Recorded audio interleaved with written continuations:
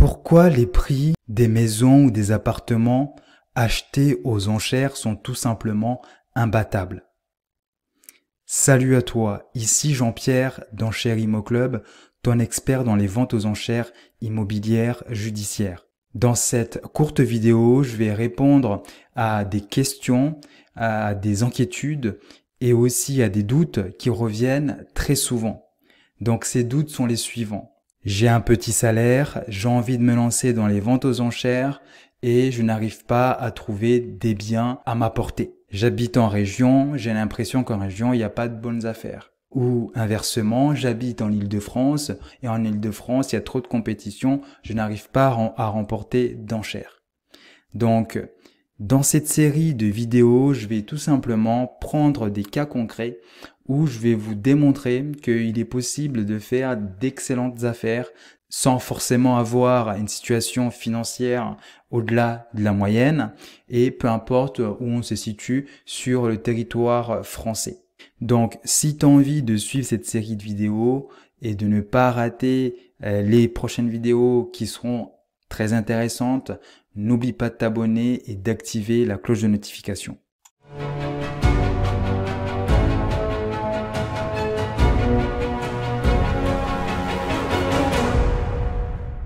Pour cette première vidéo de cette longue série, je vais me mettre dans la position d'une personne qui souhaite se lancer dans les ventes aux enchères, mais ne touche pas un gros salaire. Par exemple, la personne est au SMIC et bien évidemment, cette personne-là, elle habite en région Île-de-France. Donc souvent, ces personnes-là, quand elles ont envie de se lancer, elles vont tout le temps se dire « mais c'est impossible de trouver un bien à des prix intéressants en Île-de-France ». Parce qu'on est toujours bloqué par la banque, parce que si ça dépasse 70 000 euros, 90 000 euros, je peux plus emprunter. Donc là, tout simplement, j'ai fait une petite recherche rapide sur le mois de janvier et comme tu peux le voir, j'ai tout simplement utilisé la plateforme Licitor pour te démontrer qu'il est possible de faire des bonnes affaires en étant en Île-de-France et avec un petit salaire. Donc là, en fait, c'est une audience qui a eu lieu le 5 janvier, donc c'est assez récent, au tribunal de Créteil. Donc là, il s'agit finalement d'un studio de 22 mètres carrés composé d'une entrée, coin cuisine, chambre, salle d'eau et le bien est loué. Donc comme tu peux le voir, donc le prix auquel ce bien a été vendu est de 51 000 euros. Donc on voit que c'est un bien qui est situé dans le 94 à Chevilly-la-Rue. Pour ceux qui connaissent pas la région Île-de-France, c'est finalement un département qui est collé à Paris. Donc comme on va le voir tout à l'heure, et pourquoi je considère ça comme une bonne affaire. Et puis aussi, avant même d'aller un peu plus loin, un petit disclaimer.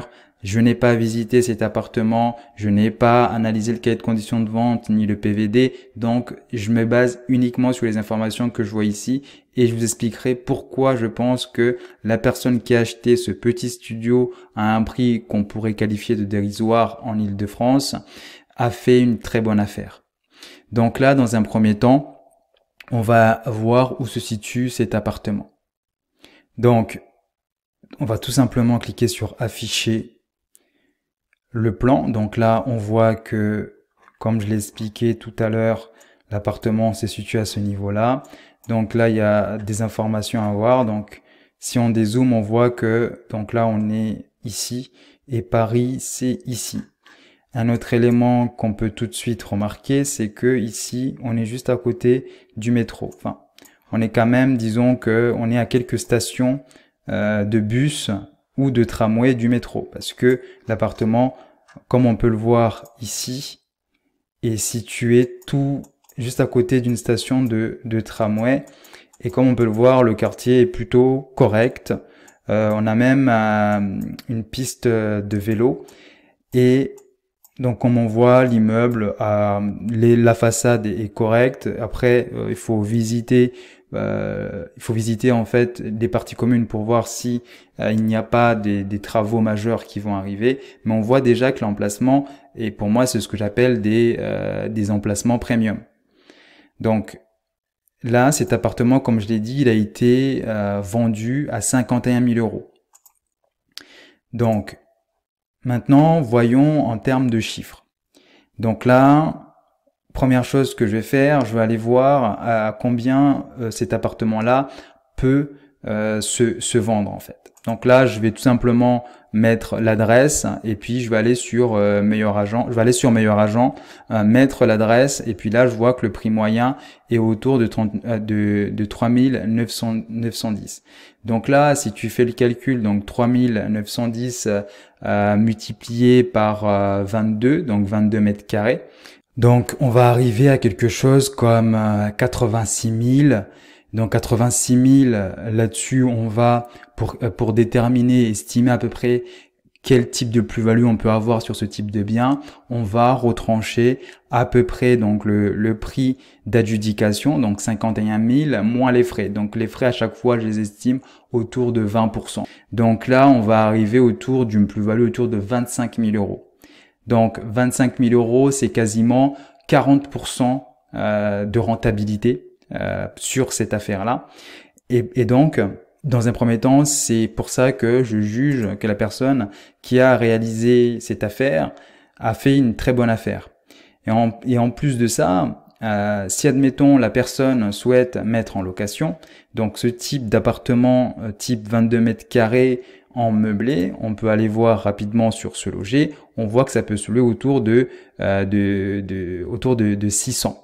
600 et donc là 600, donc non seulement au niveau de l'inventaire est assez réduit, donc là j'ai mis Chevilly-Larue, j'ai mis studio meublé, donc là en termes d'inventaire on voit qu'il y a qu'un seul studio actuellement disponible et c'est un 18 mètres carrés et il est loué, enfin le prix de location est autour des 600 euros, sachant que l'autre c'est un 22 mètres carrés, donc potentiellement on peut peut-être aller chercher 630. Et en plus de ça, l'autre élément qui est intéressant, c'est que donc là si vous faites le calcul assez rapidement, vous comprenez vite qu'on est sur des rentabilités à plus de 2 chiffres. Et l'autre élément aussi, si on veut pousser la stratégie encore un peu plus loin, on peut même aller voir, notamment au niveau en fait des biens similaires qui ont été vendus dans le secteur, à combien ça a été vendu. Donc là, on bascule sur l'historique des biens vendus dans ce coin-là. Donc là, l'appartement se situe à ce niveau-là. Donc on voit que en termes de studios qui ont été vendus dans ce secteur-là, donc là ici, on est à 135 000. Donc là, vous comprenez bien que la personne, si elle négocie, enfin, si elle arrive à le vendre au bon moment et elle fait peut-être des travaux, pas mal de travaux. Après, sur une petite surface, même les travaux, ça revient pas à très cher. Et la personne peut peut-être monter sur ce type de prix. Et si on veut pousser la stratégie un peu plus loin, on peut même se dire, pourquoi pas faire du Airbnb et ces petites surfaces, je peux vous garantir que ça fonctionne très fort. Vous êtes à côté d'une station de tramway. En plus de ça, la station de tramway vous mène directement à une station de métro. Donc là, on doit être à 5 minutes de la station de métro. Et puis là, il y a quelque chose qui trompe pas, hein. Quand vous voyez des hôtels Ibis, vous comprenez tout de suite que il y a une demande. Après, l'élément qu'il faut noter, c'est peut-être ça qui a fait peur à beaucoup de débutants, c'est que le bien il est loué. Donc là, j'attends beaucoup de gens dire oui, mais le bien il est loué, c'est pas intéressant. Ok, mais comme on vient de le voir, la personne qui a acheté, elle est peut-être sur une plus-value de 25 000, sur une rentabilité de 40%. Donc même s'il est loué, la personne elle peut très bien patienter la fin du bail. Donc là, c'est sûrement un bail meublé. Attendre la fin, attendre un an, patienter un an. Peut-être que le bail va arriver même, à la fin du bail peut arriver d'ici quelques mois. Et puis ensuite, récupérer l'appartement, tout simplement. Et la personne a fait une très bonne affaire.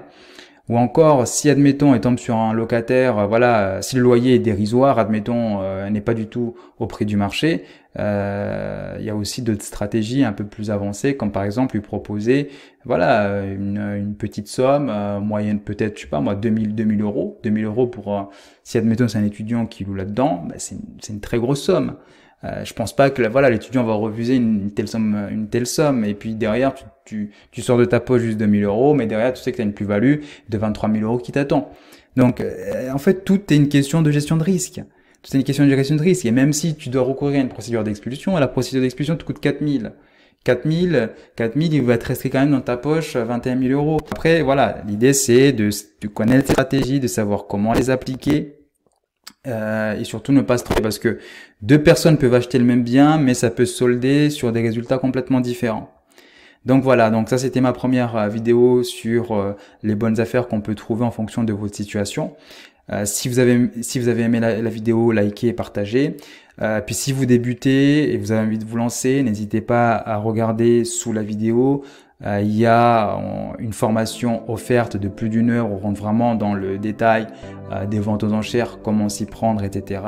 Et puis pour ceux qui sont un peu plus ambitieux, qui ont envie d'aller un peu plus loin, de faire mieux que la majorité des gens, il y a aussi de la formation avancée pour vous permettre de réussir et de faire d'excellentes affaires dans les ventes aux enchères.